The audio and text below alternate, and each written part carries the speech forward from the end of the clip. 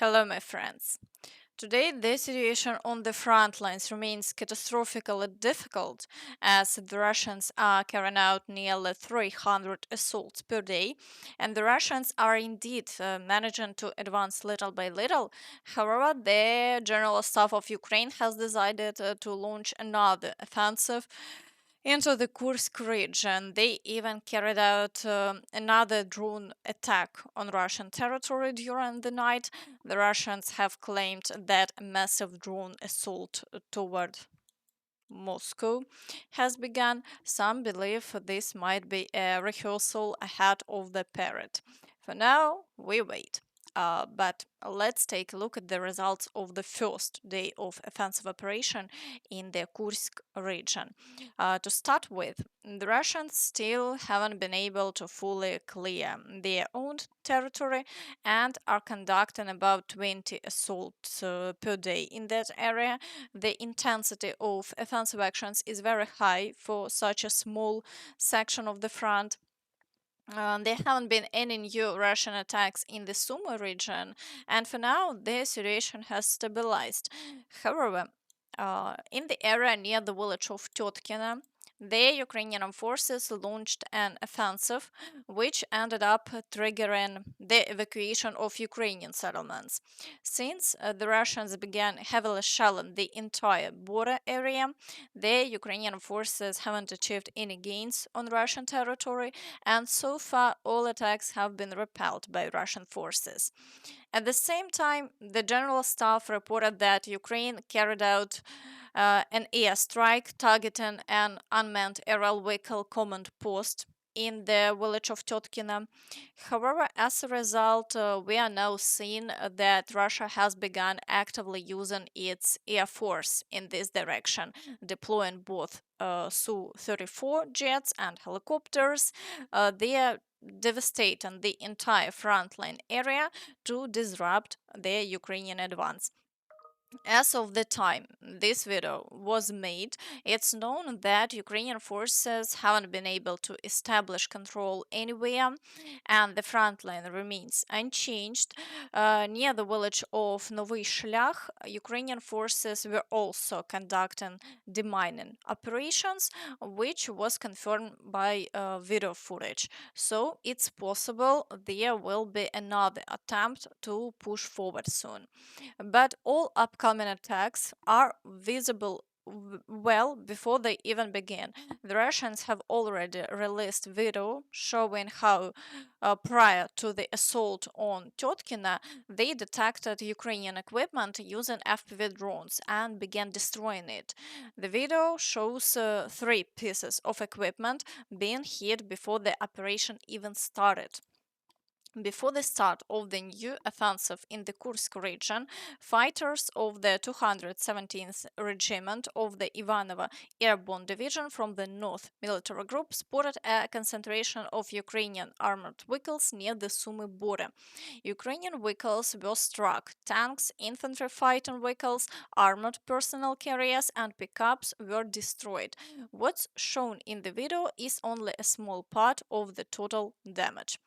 This clearly shows that the nature of the war has changed dramatically with the widespread use of FPV drones, which are now being used not only at the front but along the border.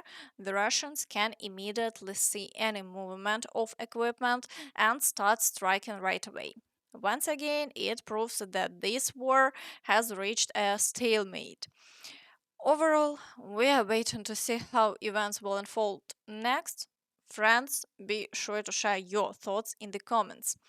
Meanwhile, as the Ukrainian forces attempt to break through into Russian territory, Trump has essentially called for agreeing to the ceasefire proposal made by Putin.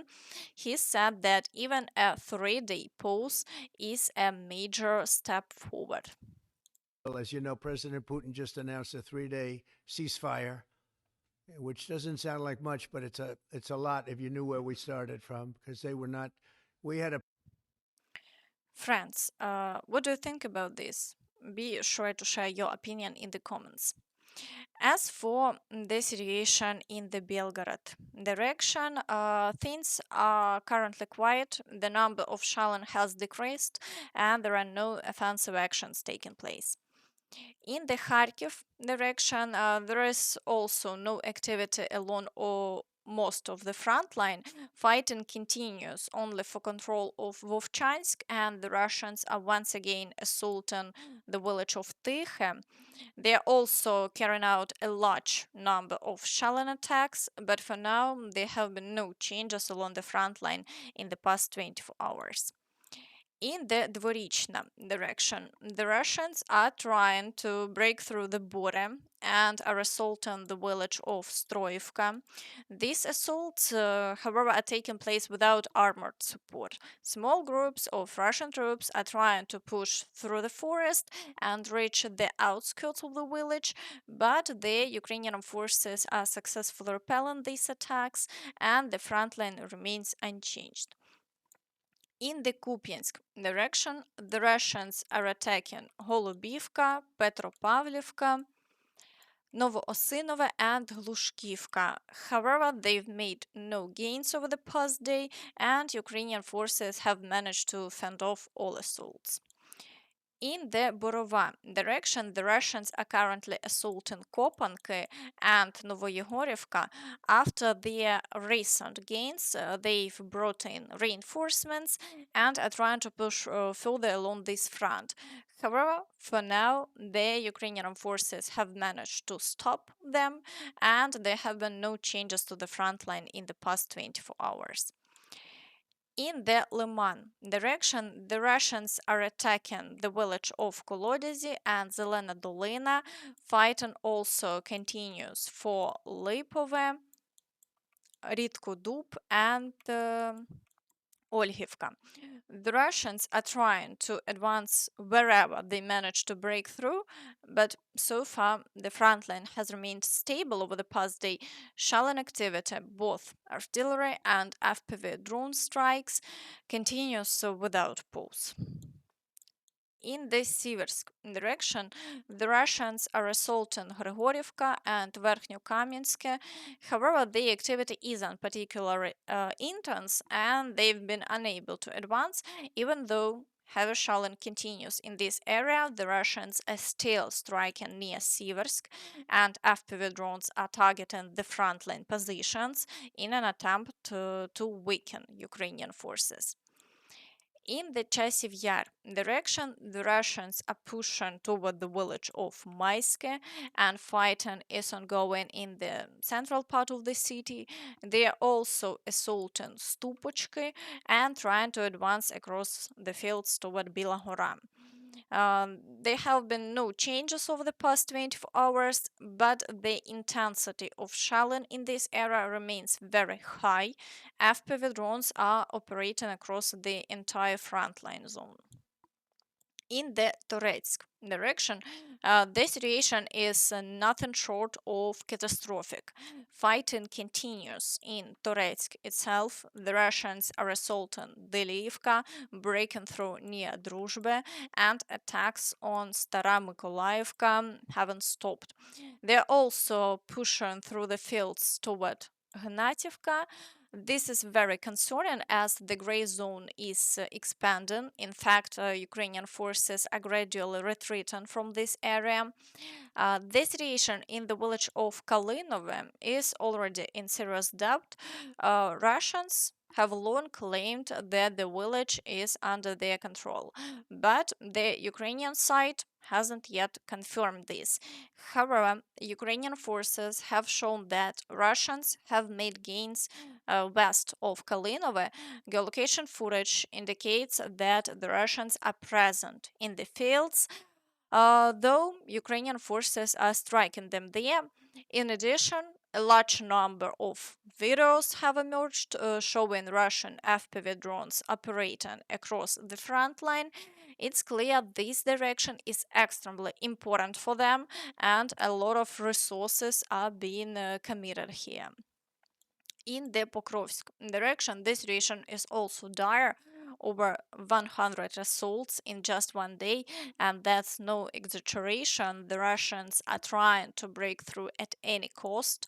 They continuing assaults on Novoalexandrivka, Удачне, Звірове, Дачинське, Лисівка, the village of Промінь, Миролюбівка, Малинівка, Єлизаветівка, and Nova Poltavka.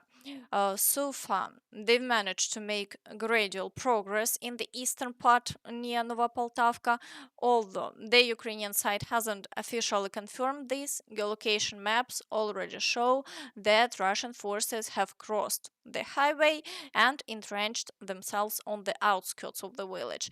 This is confirmed by both Ukrainian troops and Russian war correspondents. Therefore, fighting continues here, and there is a strong possibility that after capturing Nova Poltavka, the Russians could start pushing west to create a flank to encircle Myrnograd and Pokrovsk. Ukrainian forces are also using FPV drones to strike and weaken the Russians, but unfortunately, the front line is currently shifting in Russia's favor. In the Kurakhove direction, the Russians continue to assault Kotlarivka. Despite Russian claims, they have still not managed to fully capture the village. Fighting also continues for Troitsky, and assaults are ongoing on Oleksiivka and Bagatyr. A high number of shelling incidents have been recorded here as well. This is likely the direction from which the Russians may attempt to break through toward the Dnipropetrovsk region, specifically from Kotlarivka. Russian war correspondents claim they are very close. Fighters of the Santa group are battling for Kotlarivka, steadily pushing the Ukrainians back. Only about 2.5 kilometers remain to the administrative border with Dnipropetrovsk region. Ukrainian sources are panicking hysterically. As we can see, they are saying just 2.5 kilometers remain. Overall, the situation is tense, but so far there are no confirmed advances here, and the front line hasn't changed in the past 24 hours. In the Velika Novosilka direction, the Russians are advancing toward the village of Shevchenko. They are also assaulting Vilne Pole, Zelene Pole, Novopil, and pushing from Novosilka and Rivnopil. Overall, activity has increased in this area, but for now, Ukrainian forces are managing to hold the line without any changes. In the Gulay Pole direction, the Russians have started to show periodic activity and are testing our defenses. Today, shelling and attacks on the village of Myrne have been recorded, but so far there have been no changes along the front line. In the Zaporizhzhia direction, attacks on Novoandriivka continue and assaults are underway on Stepove and Lobkove. However, for now, all attacks are being repelled and Russian forces haven't achieved any new successes. In the Kherson direction, shelling of the right bank continues, but no new attacks on the islands have been recorded, and the situation hasn't changed over the past 24 hours. However, after speaking with Erdogan, Trump stated that he wants to immediately end the war between Russia and Ukraine. The senseless and bloody war between Russia and Ukraine must end immediately, Trump said after his conversation with Erdogan. During my 4 years in office, my relationship with President Erdogan was excellent. We worked closely together on many issues, including the fact that he helped return Pastor Andrew Brunson, who was imprisoned, back to the United States immediately at my request. In any case, I look forward to working with President Erdogan to immediately end this senseless yet bloody war between Russia and Ukraine, Trump stated. And that's all from me. So please don't forget to like this video, subscribe to the channel, and hit the notification bell to stay updated on all the latest news. Thank you for watching and see you next time. Bye bye.